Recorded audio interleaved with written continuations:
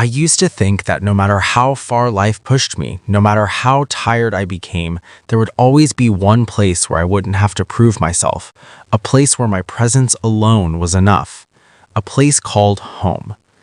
That belief stayed with me for years, quietly shaping my choices, my patience, and the way I swallowed things I should have spoken out loud. But beliefs have a way of breaking when reality keeps pressing against them again and again until one day they finally crack. The message arrived late at night, simple and calm, almost polite. It said Mother's Day would be small this year, just close family. I read it once, then again, and then I sat there staring at my phone, feeling something heavy settle in my chest. Close family. Those words echoed louder than they should have. I didn't ask what that meant. I didn't reply with confusion or hurt, because deep down I already understood. This wasn't sudden, this wasn't random. This was the quiet result of years of disapproval that had never fully been spoken, but always clearly felt. My job had never impressed my mother. It didn't sound good when explained to relatives. It didn't come with status. It didn't give her something to brag about.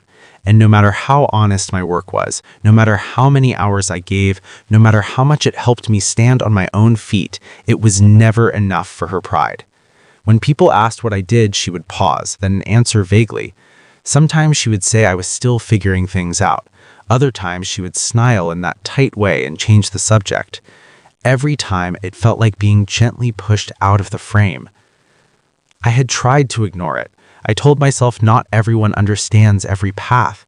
I told myself love doesn't always look the way we want it to. But that message, that quiet exclusion from a day that was supposed to be about family, stripped away every excuse I had left. I wasn't being misunderstood, I was being hidden, and that hurt more than any argument ever could. Mother's Day came and I didn't show up. I didn't call, I didn't send flowers, I didn't post anything online.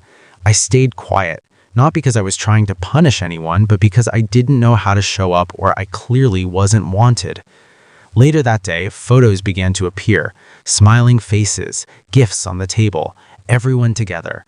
I looked closely, almost hoping to see an empty chair, some sign that my absence had been noticed. There was nothing. It was as if I had never existed at all. That was the moment something inside me shifted. Not anger, not rage, something colder, clearer. I realized I had spent years explaining myself to people who had already decided my value. I had defended my choices, justified my work, and softened my voice just to keep peace. And yet, when it mattered, I was still excluded. That was when I decided I was done explaining. I wouldn't argue. I wouldn't demand understanding. I would simply step back and let my absence speak for itself. Days turned into weeks, weeks into months. I became quieter. I answered messages late, if at all. I stopped visiting unless invited. And what surprised me most was not how lonely it felt, but how little resistance there was. No one asked why I had changed. No one checked in to see if I was okay. The silence confirmed what I had been avoiding for years. I had been holding the connection together by myself. Then, out of nowhere, the messages changed. Suddenly, someone needed help, a favor, support, advice. My job, the one that had been embarrassing, was suddenly useful. My presence, once excluded, was suddenly requested. I read the message slowly, feeling a strange calm wash over me. For the first time, I didn't rush to be available. I didn't explain why I was busy. I simply said I couldn't help right now. Nothing more. That single sentence caused more discomfort than any long argument ever could. The calls followed, voices filled with confusion, then frustration. I was told I had changed, that I was distant, that family doesn't act this way. I listened quietly, noticing how none of them asked what had hurt me. None of them mentioned Mother's Day. None of them acknowledged the exclusion. They wanted the old version of me back, the one who showed up without being valued, and I realized I couldn't be that person anymore. Eventually, my mother confronted me directly. Her tone wasn't gentle. It was sharp, defensive. She asked why I was acting this way, why I was pulling away. I took a deep breath and spoke calmly, without accusation, without emotion.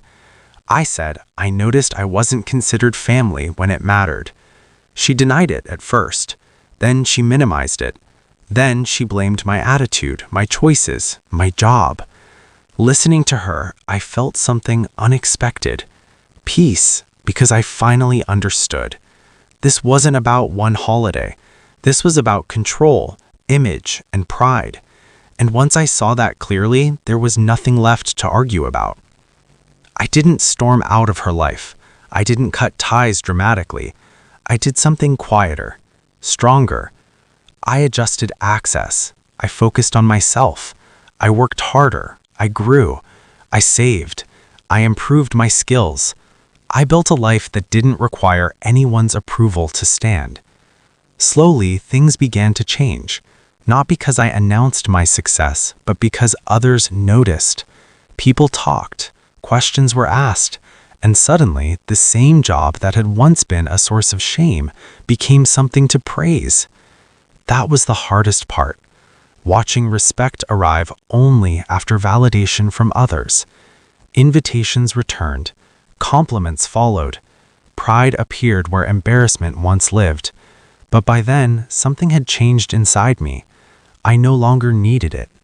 I had learned who stood by me when I had nothing to offer, and who only showed up when I became useful to their image. Today, my relationship with my family exists, but on my terms. I visit when I choose. I speak when I'm respected. I love without begging to be seen. And I never explain my worth anymore. Because I learned that people who are ashamed of you while you're building don't deserve to celebrate you when you arrive. I wasn't excluded because of my job. I was excluded because my journey didn't fit someone else's expectations.